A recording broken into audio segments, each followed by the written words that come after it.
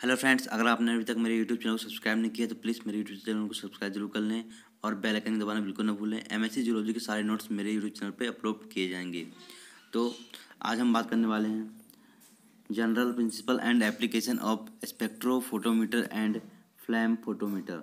तो सिनॉप्सिस की हम बात करें यहाँ पे तो spectrophotometer, Beer Lambert law, components of spectrophotometer and flame photometer, principal, description of instrument structure, advantage and applications।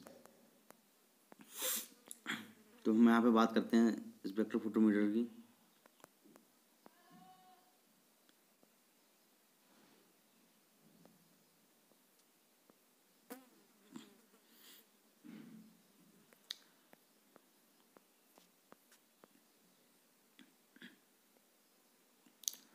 तो प्रकाश एक विद्युत चुंबकीय विकिरण है जो फोटोन अथवा क्वांटा की बनी होती है।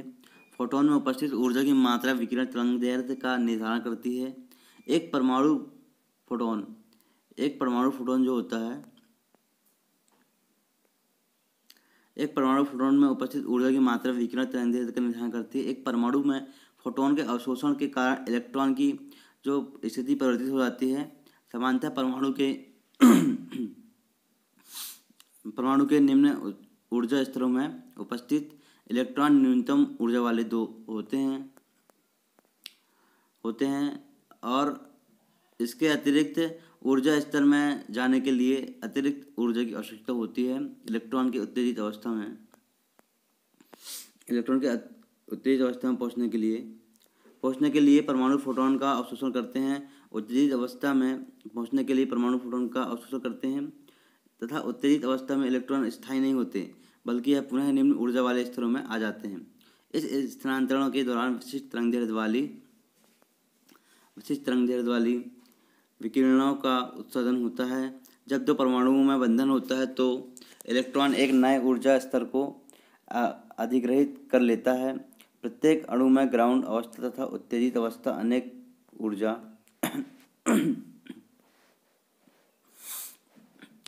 ऊर्जा के उपस्तरों में विभाजित हो जाता है, जो स्पेक्ट्रम के बैंड के रूप में प्रदर्शित होती है। एक अणु में इलेक्ट्रॉन फोटोन के अवशोषण द्वारा अपने ऊर्जा स्तर को परिवर्तित कर लेता है। यह परिघटना अवशोषण स्पेक्ट्रा के रूप में प्रदर्शित होती है। इसी प्रकार जब इलेक्ट्रॉन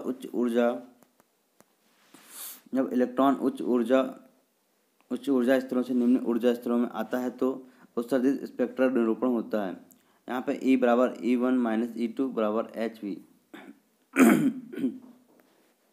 यहाँ पर E बराबर the energy of radiation absorbed और emitted by the molecule and E1 बराबर electron energy in the ground state और E2 बराबर electron energy in the excited state.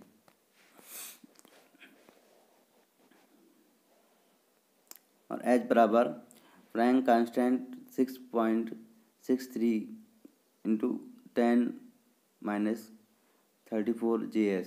V बराबर frequency of the radiation in hertz C/λ। इस प्रकार एक spectrum किसी तंत्र द्वारा अवशोषित अथवा उत्सर्जित ऊर्जा की मात्रा निरूपण करता है। यहाँ पे हम बीयर्स लैम्बर्ट लॉ की बात करें तो इस नियम के अनुसार विकिरण ऊर्जा का अवशोषण प्रकाश पथ में पड़ने वाले समस्त अणुओं के समानुपाती होता है। यह नियम माध्यम में अवशोषित पदार्थ की सांद्रता अवशोषित विकिरण के मापित मान में मूल संबंध की व्याख्या करता है। इसका अर्थ है कि अमुक सैंपल हमेशा विकिरण की किसी भी तीव्रता में इंसिडेंट रेडिएशन का उसी अनुपात में अवशोषण करता है। इस नियम को निम्न प्रकार से प्रदर्शित कर सकते हैं। R बराबर 1/10 1/10। यहाँ T पारगमन मान है, संचारित I प्रकाश की मात्रा तथा I0 इंसिडेंट रेडिएशन की मात्रा है। बीयर लैम्बर्ट लॉ की हम बात करें तो अनेक जैव अणु प्रकाश का अवशोषण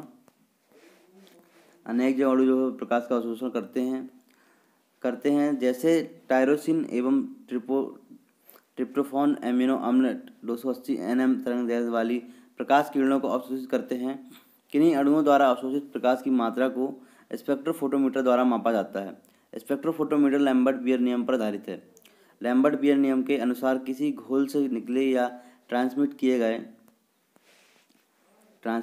गए प्रकाश की तीव्रता इंसिडेंट प्रकाश की तीव्रता से कम होती है, क्योंकि घोल में उपस्थित अणु प्रकाश को कुछ मात्रा को अवशोषित कर लेती है।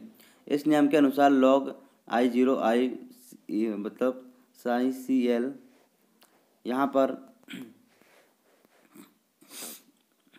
पर ई एप्सॉन मतलब मोलिकुलर एक्सटिंक्शन कोएफिशिएंट को प्रदर्शित करता है। सी घोल को उपस्थित अवशोषी अणुओं की सांद्रता को प्रदर्शित करता है। आई प्रकाश अवशोषण करने वाले सैंपल के पथ लेंथ को प्रदर्शित करता है। बियर लैम्बर्ट लॉ के नियम के समीकरण में log I0 बटे I को अवशोषण कहते हैं। इसको ए द्वारा प्रदर्शित करते हैं। किन्हीं अणुओं या किसी घोल का अवशोषणांक ए निम्न लक्षणों पर निर्भर करता है: प्रकाश किरणों की तरंगदैर्घ्य, अवशोषी अणुओं की प्रकृति, पुलित अवशोषी अणुओं की सांद्रता, अवशोषी स्तर की मोटाई।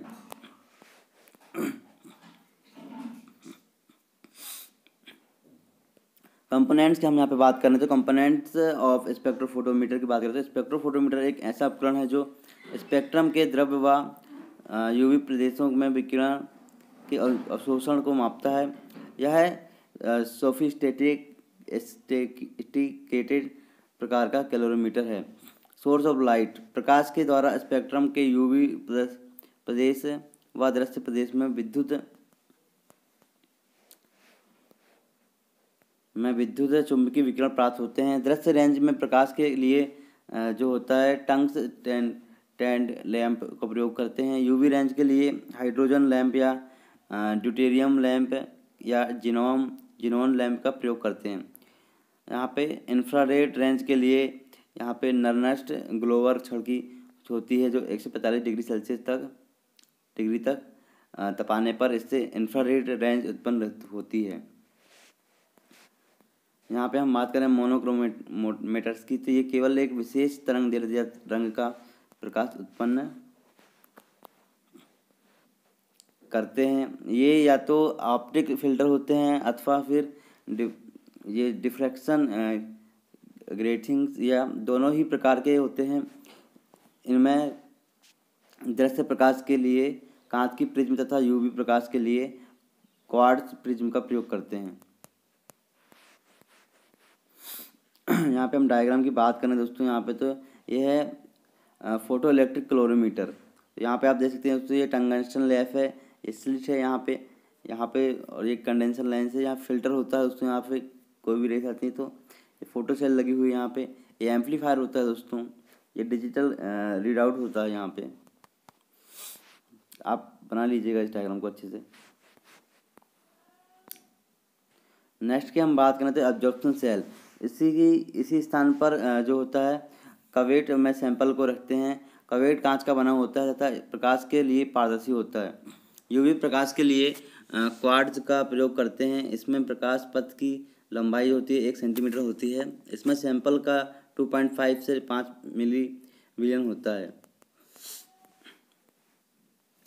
हम यहाँ पे डिटेक्टर की बात करें तो यह सैंपल विलयन में से संचालित होने वाली प्रकाश या यूवी किरणों के अवशोषण को मापता है। इसमें एक फोटोसेल होता है जो शुद्ध विलायक तथा सैंपल विलयन द्वारा संचालित प्रकाश की तीव्रता की तुलना करता है। दृश्य प्रकाश व यूवी प्रकाश के लिए फोटोसेल्स डिटेक्टर्स का प्रयोग करते हैं। नेक्स्ट की हम बात करें यहाँ पे तो पोटेंशियोमीटर। विभव अंतर को पोटेंशियोमीटर के पर रिकॉर्ड करते हैं। इसे अवशोषण तथा संचरण को मापने के लिए आसांकित करते हैं। यहाँ पे हम एम्पलीफायर की बात करें तो इसमें फोटो सेल्स के स्थान पर फोटो मल्टीप्लेयर ट्यूब्स होती हैं, क्योंकि फोटो मल्टीप्लेयर ट्यूब्स में उत्सर्जित इलेक्ट्रॉन जो होते हैं उच्च विभव के कारण त्वरित हो जाते हैं। एप्लीकेशन ऑफ स्पेक्ट्रोफोटोमीटर की हम बात करें यहाँ पे तो यहाँ पे इसके द्वारा जैव अणुओं का मात्रात्मक एवं गुणात्मक आकलन किया जाता है। यह वृद्धि की गति को मापता है। एंजाइम की गतिकी एवं आमापन किया जाता है। और यहाँ पे आयनीय सांद्रता एवं पीएच के प्रभाव का मापन करते हैं। 5वें नंबर यौगिकों की पहचान की जाती है। यहाँ पे हम बात करते हैं फ्लैम फोटोमीटर की। तो यहाँ पे flame photometer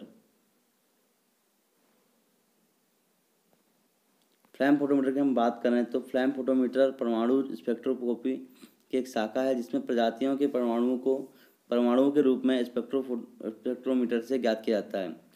atomic absorption spectrophotometry AAS तथा inductive coupled plasma atomic emission spectrophotometry atomic photometry की दो शाखाएं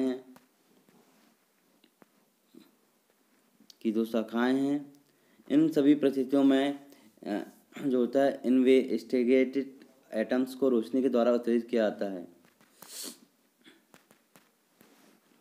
यहाँ पे प्रिंसिपल की हम बात करें तो प्रिंसिपल प्रकाश की जो होता है इंटेंसिटी को स्टैंडर्ड सॉल्यूशन या फिर इंटरनल स्टैंडर्ड के साथ तुलना करने पर एनालिसिस मेटल का परिणाम संभागी एनालिसिस उस सैंपल सॉल्यूशन से किया जाता है। लाइट की तीव्रता को जो होता है स्काइप लोमेकिन की इक्वेशन से वर्णित किया जाता है।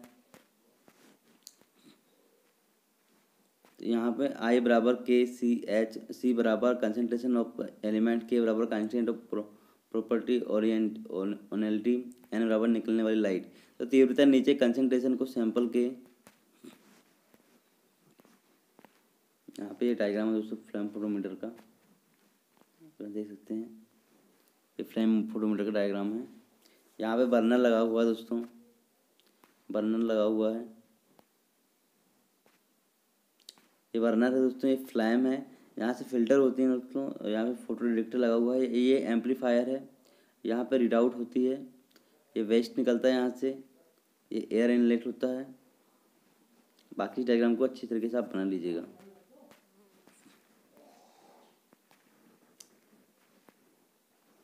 कैन रोप होती है,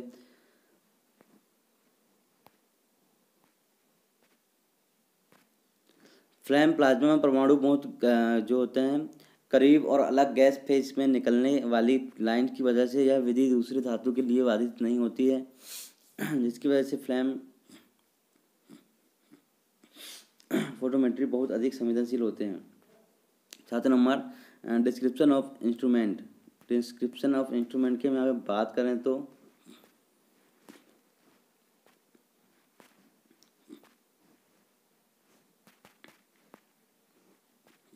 फोटोमीटर में कुछ बेसिक कंपोनेंट्स होते हैं जो निम्न हैं। बर्नर, जो फ्लैम जो स्थिर फॉर्म में होती है उसका स्थिर तापमान भी रहता है।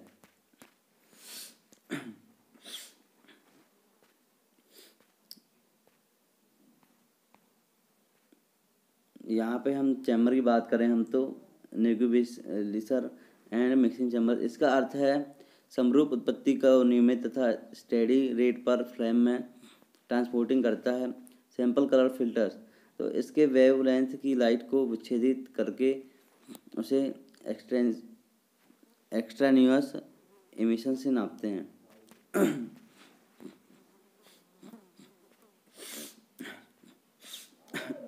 फोटो डिटेक्टर की हम बात करें तो इससे फ्लैम से निकले हुए ज्योतिर्मय पदार्थ की तीव्रता को नापते हैं।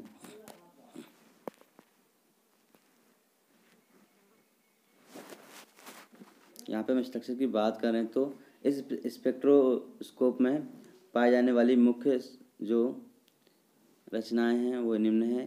रेडिएशन सोर्स के लिए कैथोड डिस्चार्ज लैंप या दोहरे मोनोक्रोमीटर वाले स्रोत प्रकाश पुंज का उपयोग किया जाता है। कैथोड लैंप में टंगस्टन का एनोड व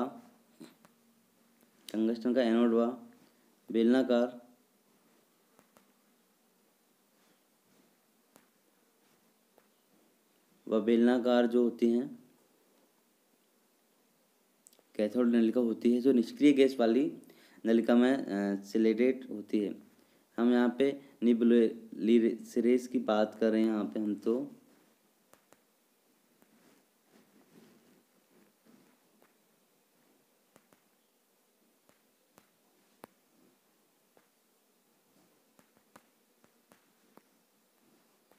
तो इनको जो होता है एटोमिजेयर भी कहते हैं। ये स्प्रे की समान रचनाएं हैं जिसमें वायु को टेस्ट फ्लूइड में डूबी हुई कोशिका नली के ऊपर से गुजारा जाता है। इलेक्शन सिस्टम के द्वारा वायु का प्रभाव होता है तथा परमाणु एयर स्ट्रीम के द्वारा बर्नर में चले जाते हैं।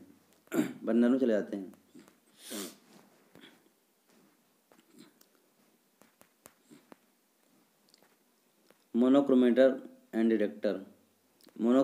डिटेक्टर इस स्पेक्ट्रोस्कोप में फिल्टर प्रिज्म ग्रेटिंग मोनोक्रोमेटर का सामान्यतः उपयोग किया जाता है। इसमें सिंगल या डबल बीम ऑप्टिक्स का उपयोग किया जाता है।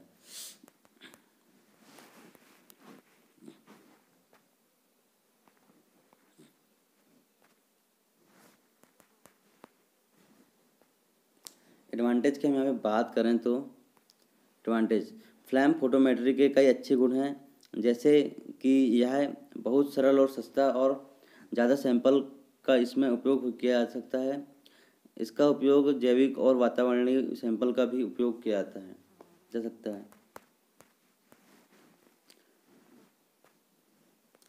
ये उपकरण कम ताप पर इस प्रक्रिया में फ्लेम की स्थिरता, महत्वाकांक्षा और उसमें आने वाली आधार को ग्रहणशील बनाता है। अलग अलग और अस्थिर प्रयोगात्मक से निकलने वाली लाइट की तीव्रता पर असर डालते हैं। सैंपल की हम बात करें तो सैंपल में जो होता है क्लियरनेस, ऑक्सीडेंट को तथा उसकी वैल्यू सॉल्यूशन की पारदर्शिता को प्रभावित करता है। एप्लीकेशन की हम बात करें तो रक्त, मूत्र, लार एवं देही तरल को रासायनिक संगठन के अध्ययन में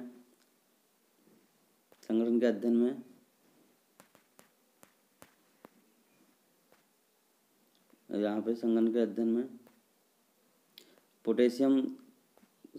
सोडियम, पोटेशियम, कैल्शियम, मैग्नीशियम के स्तर के परीक्षण के माध्यम में जैविक तरल में कॉपर, PbHg की मात्रा के निर्धारण में और यहाँ पे पादप में उपस्थित विभिन्न तत्वों के निर्धारण में। तो दोस्तों, अगर आपने मेरे चैनल को अब तक सब्सक्राइब नहीं किया तो प्लीज़ मेरे चैनल को सब्सक्राइब जरूर करें, बेल आइकन को दबाएं और मेरे चैनल को शेयर जरूर करें और कमेंट और लाइक जरूर करें। दोस्तों, धन्यवाद।